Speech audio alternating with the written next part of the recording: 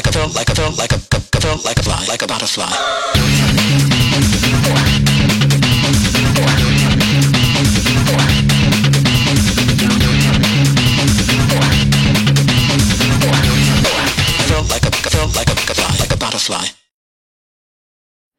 Eh bien bonjour tout le monde, on se retrouve pour une toute nouvelle vidéo à Walibi Belgium et nous sommes ici pour les 50 ans. Et les 50 ans, j'ai envie de dire, c'est un petit peu secondaire vis-à-vis de tout ce que va nous proposer le parc cette année, puisqu'en effet aujourd'hui a lieu l'ouverture de Mécalodon, donc le nouveau roller coaster dans Dock World. Et au passage, bien évidemment, Walibi Belgium va nous ouvrir toute cette zone, voilà, Dock World, avec la rethématisation de la turbine, flashback, pulsar, etc. Vous allez voir ça dans cette vidéo. Je vais tout décrypter, on va tout découvrir et je vais également donner mon avis donc sur cette extension. Je vais vous demander également de rester jusqu'au bout, on va parler un petit peu de Yoy, parce que j'ai eu l'occasion de tester Yoy en avant-première. Vous aurez une vidéo très rapidement sur Yoy, donc abonnez-vous et on passe directement au cœur du sujet. Et quel cadeau d'anniversaire nous réserve Walibi, franchement, un tout nouveau roller coaster. C'est vrai que c'est assez rare quand même les parcs d'attractions maintenant qui proposent des réelles grosses nouveautés durant leur anniversaire. Et donc on va parler donc en long, en large et en travers de Mécalodon, donc le tout nouveau roller coaster de chez Gerstlauer, donc le constructeur allemand. C'est un tout nouveau type de coaster, ça s'appelle l'Airtime Coaster. On est donc sur un familial qui est censé procurer des airtime plus puissants grâce à une nouvelle classe de lap-bar. Je vous propose donc qu'on commence à attendre un petit peu l'ouverture des grilles et on va tout de suite foncer vers Dock World. Vous voyez la nouvelle attraction, ça attire les foules. Allez, on se dirige donc vers la nouvelle zone Dock World. Notez qu'un certain nombre de passes annuelles ont accès exclusif à la zone, donc entre 10h et midi, donc soit 2 heures.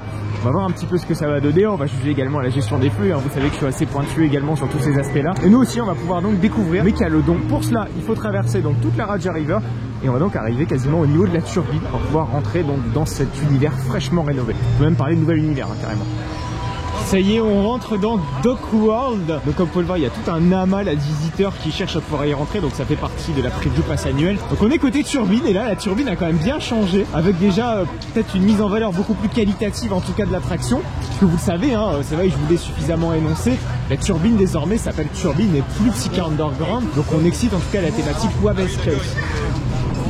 Allez, c'est parti, on va donc faire la turbine, le retour de la turbine. Voilà, je ne vous conte plus son histoire. On a commencé avec le Sirocco, elle était complètement en extérieur. Elle a été complètement enfermée en 1999. Psyché Underground en 2013 avec les Wave et les Skunks. Et là, nous sommes de retour avec la turbine, avec cette fois-ci une nouvelle thématique. Un adulte, attention, une fois à l'intérieur, plus de retour possible. Préparez-vous, la turbine va redémarrer. Voilà, la rethématisation est quand même globalement faible, hein. On est juste sur des petits écriteaux, on est sur un remodelage de l'ambiance sonore et beaucoup plus qualitative, hein. C'est vrai qu'auparavant on avait les musiques là des années 2000, pas franchement agréables. Et donc excite, j'ai envie de dire, la musique de Quentin Mosimann avec Psyché Underground. On va découvrir donc tout le nouveau sound design qui a été créé spécialement en tout cas pour cette zone Dock World. On sent que c'est quand même plus qualitatif, hein. Ça manque peut-être légèrement de volume, parce que là on est tout seul dans la file d'attente, mais quand tu auras énormément de personnes, quand tu auras du bruit, etc., ça vaudrait peut-être le coup d'augmenter peut-être un petit peu le volume sonore. Donc c'est parti, on va découvrir donc cette nouvelle ambiance avec la turbine. Purée, l'ambiance de la station est infiniment meilleure. Il y a quand même un beau upgrade, ne serait-ce que d'un point de vue visuel, d'un point de vue sonore. Et en soi, il n'y a pas grand chose en plus, hein. On est juste sur un sound design et une décoration un peu différente. Enfin, la nouvelle esthétique du train prend tout son sens. Bon, par contre, il y a quelque chose qui me semble un peu bizarre, c'est-à-dire que le programme d'attente, là où on avait, souvenez-vous, l'écran avec Stop the System, et ben on a toujours ce délai d'attente avant le dispatch. Donc ça veut dire que le programme de l'attraction n'a pas été modifié. Ce qui est dommage, ça pourrait quand même permettre d'accélérer le débit en supprimant justement ce délai d'attente qui était auparavant justifié par le fait qu'on avait cette petite séquence d'écran. Et comme elle n'existe plus, elle ne se justifie plus de mon point de vue. Donc on pourra encore accélérer le débit. Et bref, là je suis en train de faire des constatations alors qu'on n'a même pas encore posé notre fiac sur l'attraction. Cette fois-ci on va embarquer donc sur ces trains plus légers, je le rappelle, hein, que l'ancien train du Psyché Underground qui était déjà présent justement la saison dernière sur l'ouverture de saison.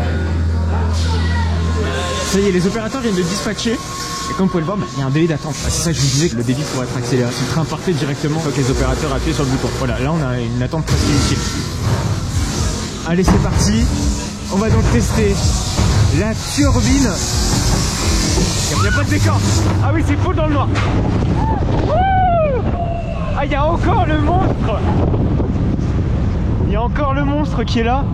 Mais il se passe rien. C'est dommage. Allez, en marche arrière. Oui. Wouh. Toujours aussi efficace, hein. Ah, c'est dommage quand même, hein. Cette station elle est magnifique, mais malheureusement il n'y a rien du tout dans la phase de launch. Ah c'est dommage, c'est dommage. Pourtant cette station, waouh, elle est vraiment très belle. Il y aurait pu avoir des arcs électriques en projection, la Voltron, parce que du coup on les entend ces arcs électriques mais on ne les voit pas. Bon, ça y est, on ressort de la turbine. Effectivement, ça manque peut-être d'animation, tout simplement, au niveau du launch. La station est magnifique, hein, je vous l'ai dit. On voit également que les anciens effets de Ticket Underground ont juste été éteints. Et là, on ressort par contre à un tout autre endroit. Vous voyez, on est dans Dock World, hein, ni plus ni moins. Et là, on est dans ce passage transitoire qui connecte la partie donc avec la turbine vers Mécalodon. Donc tout ça est quand même beaucoup plus thématisé. Il y a une ambiance sonore, et les toilettes également sont thématisées. Je pense qu'il y a pas mal de choses à découvrir. Regardez, on a Mécalodon là qui est juste à notre droite. Le gros fameux coaster, on va s'y diriger. Bon, vous voyez, Mécalodon est extrêmement populaire, il vient également de tomber en panne. C'est vrai que l'attraction est un prototype, il faut le rappeler. On est sur un nouvel écartement de rail, on est sur des nouveaux trains. Ça nécessite tout de même une certaine prise en main technique de l'attraction. On voit malheureusement que pendant cette preview, l'attraction est complètement en panne. C'est dommage. La file single est complète, la file speedy est complète, la file normale est complète. Mais c'est vrai que l'attraction a été validée très récemment par les organismes de sécurité externes. Donc les tests à bord avec des visiteurs. Et là, malheureusement, on voit que dès qu'on met des visiteurs dedans, le comportement tout de suite de l'attraction est quand même bien différent. Bon, c'est comme ça, il va falloir prendre notre mal en patience en tout cas pour pouvoir tester Mécalodon aujourd'hui. Donc on va plutôt se balader dans la zone et ensuite on va revenir après sur Mécalodon. Notez qu'on a deux petits flat tracks qui ont été complètement rethématisés. Ici on a l'ancien Dragon Boat donc qui a été complètement rethématisé en Stormy. Faut dire que l'attraction n'était pas suffisamment mise en valeur.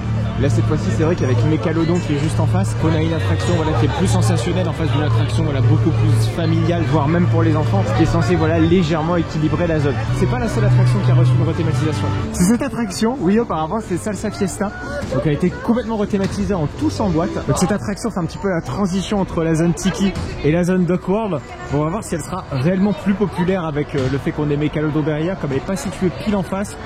Regardez ici, les tasses sont quand même un petit peu plus jolies. Bon, même si en soi, si on est plus sur du reskin, c'est quand même beaucoup mieux, c'est quand même beaucoup plus attrayant que l'ancien Salsa Fiesta. C'est vrai que je vous ai pas forcément parlé de ce gros élément comme ça au niveau de la turbine, hein, puisque le loop a été complètement rethématisé, ce qui est une très bonne chose. C'est tellement énorme que quand on est devant, on ne se rend même pas compte en tout cas de la taille du bazar et de la beauté de cette façade. La zone s'accompagne d'une nouvelle zone de restauration, c'est Hungry Sharky. Donc ici on va avoir la possibilité donc de récupérer nos plats et aller donc soit en terrasse tout là-haut. C'est très bien d'avoir mis un petit étage comme ça va permettre d'avoir non seulement une belle vue sur l'ensemble de la zone, parce que c'est vrai qu'ici on est sur un parc qui est globalement plat, on n'a pas beaucoup de dénivelé, donc le fait de mettre une petite terrasse, ça permet de prendre une belle bouffée d'oxygène pendant notre pause. Flashback a été également inclus dans cette nouvelle zone Dock World. C'est quand même beaucoup moins flashy que ce que ça n'était auparavant. Ça offre quand même un beaucoup de fraîcheur, en tout cas cette attraction qui date quand même des années 90 mine de rien, mais qui est encore très efficace grâce notamment à cette drop qu'il a en arrière, en avant, etc. C'est vrai que c'est globalement assez complet un Flashback. Allez, on est parti pour la nouveauté donc Mécalodon, l'Airtime Coaster. On va donc découvrir la file d'attente classique. Qu'est-ce qu'il y a à voir à l'intérieur? Visiblement des très belles petites maisonnettes dans le style un peu scandinave. De coup, ou si vous avez été récemment hospitalisé, réfléchissez bien avant de monter à bord. Avec lui, on a créé une attraction de malade. Ça fait table rase un petit peu sur le passé. Auparavant ici on avait la Golden River Adventure avec énormément d'arbres. Donc c'est une zone boisée qui est désormais partie. C'était presque la zone la plus boisée du parc. Donc ça fait bizarre là d'avoir une plaine d'eau avec un tout petit peu de végétation, mais vraiment un poil de cul. Regardez, c'est plutôt stylé là. Toutes les fondations sont complètement englouties par l'eau, ce qui donne un effet et un rendu plutôt sympa à regarder. Il est préférable de ne pas embarquer. Si vous avez des problèmes de dos,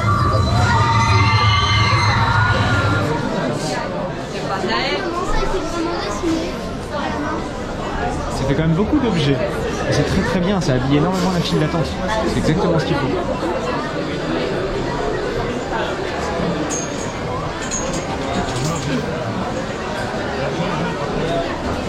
Ça y est, nous sommes dans la station. Donc, comme vous pouvez le voir, hein, c'est les nouveaux trains de chez Garstower, donc des Airtime Coasters. Ça ressemble beaucoup finalement au train RMC.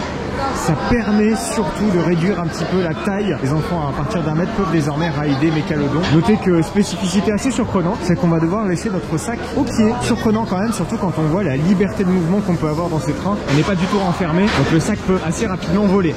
En tout cas, je suppute. On va voir ce que ça va donner. On retrouve les traditionnels protèges tibia comme on a sur les RMC. J'ai vraiment l'impression d'être dans un train RMC, sauf qu'on peut un petit peu brinque-baller nos bras peut-être un peu plus à droite et à gauche. La station est vraiment très jolie. Elle peut regarder. Par contre, il y a quelques petits éléments de décor qui sont un peu répétitifs, notamment certaines affiches.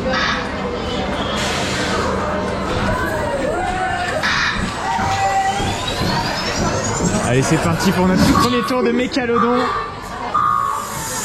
On va être là, j'ai l'impression d'être dans Bullfire.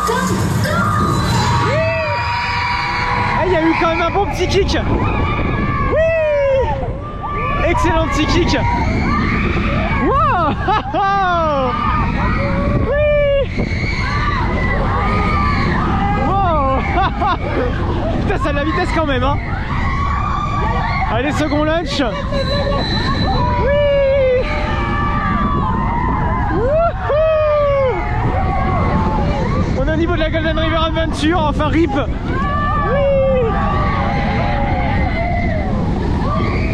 Ouais.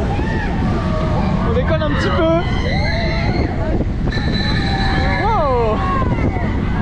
Et les lunchs ont quand même un peu de la patate. Oh, hey, à l'arrière ça doit être pas mal. Oui. Putain, mais il y a de la vitesse.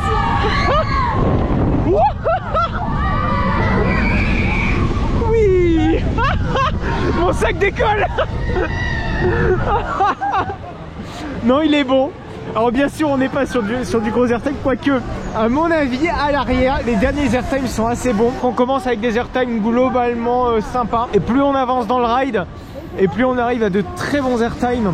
Mais je vais me permettre tout de même de le refaire, notamment à l'arrière, hein, pour voir ce que ça peut donner.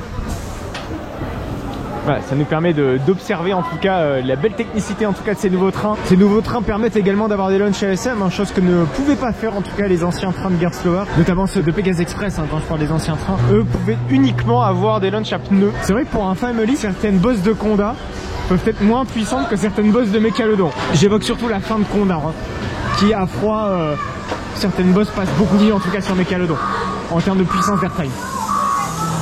Bon, c'est pas mon genre de filmer la boutique des sorties d'attractions. Je tenais tout de même quand même à faire cette petite séquence ici dans la boutique de sortie de Mécalodon.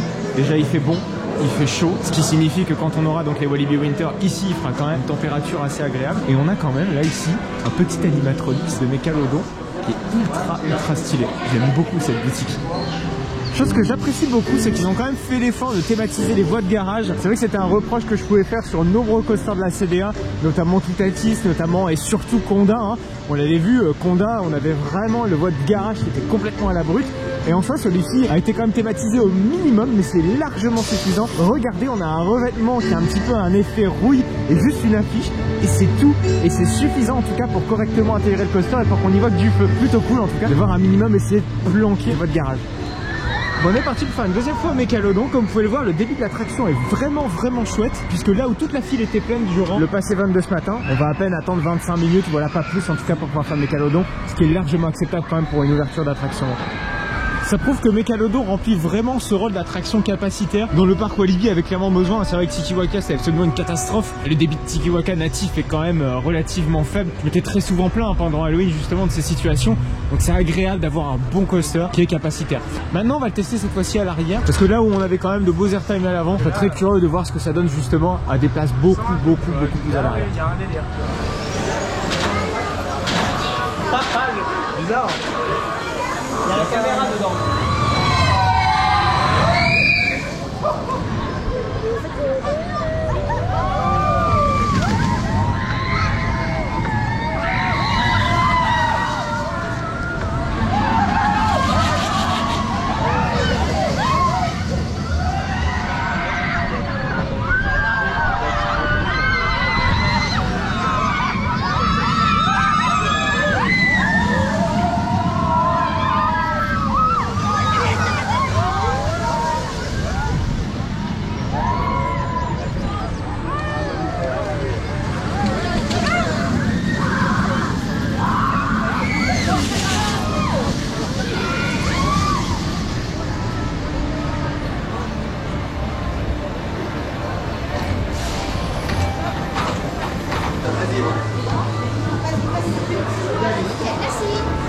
ici, on a une petite modification. Nous sommes à l'ancienne entrée de Golden River Adventure, même si l'entrée de Golden River Adventure a été légèrement redirigée pour pouvoir justement laisser place donc à un joli petit point de vue. Donc ça nous permettra de faire des jolis petits plans de mécalodon. Donc toute la plateforme rotative qui est juste ici a été complètement réhabilitée. C'est quand même vachement stylé. En soi, ça n'a pas dû coûter bien cher. Ça offre tout de même un point de vue assez splendide sur la nouveauté mécalodon.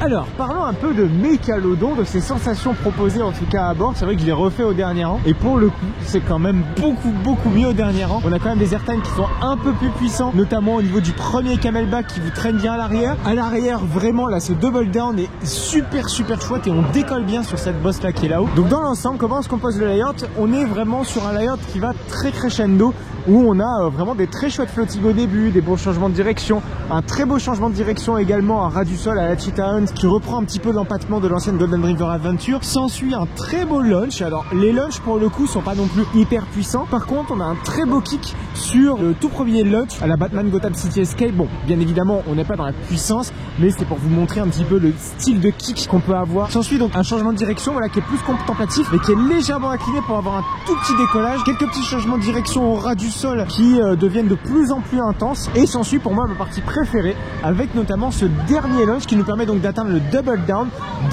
qui permet de très bien décoller. Et on arrive ensuite donc sur quelques changements de direction qui nous permettent donc d'atteindre la station et donc la zone de frein. Dans l'ensemble, on a un coaster très crescendo qui est vraiment accessible pour toute la famille, mais qui est sensationnel et qui ne laissera personne indifférent. C'est ce dont de toute façon Walibi avait clairement besoin. On sent que Tikiwaka avait un énorme souci de capacité, n'arrivait pas à absorber suffisamment de visiteurs pour pouvoir satisfaire cette cible-ci du parc qui est tout aussi importante. Et grâce à ça, pour moi, Mécalodon se place très facilement, en tout cas en top 2 du parc, juste derrière Conda. Conda reste toujours mon attraction préférée ici à Walibi Belgium. Et juste derrière, on a Mécalodon qui est un long coaster avec de l'airtime et son accessibilité n'est pas un frein. C'est-à-dire que les plus vieux ne vont clairement pas se faire chier dans Mécalodon. Mais ouais, dans l'ensemble, Mécalodon, c'est vraiment du tout bon, particulièrement à l'arrière où ça offre vraiment des airtime assez conséquents qui peuvent parfois rivaliser avec certains changements de direction et airtime de Conda. Je pense vraiment particulièrement à ce double down à l'arrière qui nous fait quand même bien décoller. Et détrompez-vous, hein, c'est vrai qu'en off-ride on pourrait se dire ah ça traîne un peu des fesses, mais vraiment la sensation de vitesse en on-ride est bien plus impressionnante que ce qu'elle met en off-ride.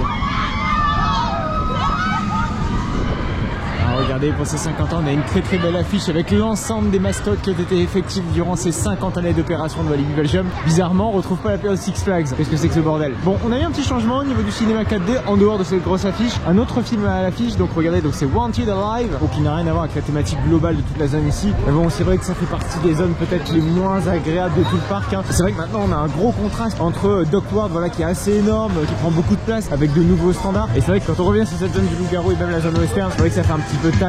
On serait a priori sur une thématique Nouvelle-Orléans d'après le master planning qui a été publié il y a quelques temps déjà. Une Nouvelle-Orléans qui est très chouette à Walibi Ronald. Je suis certain que ça pourrait avoir un effet absolument dingue ici à Walibi Belgium.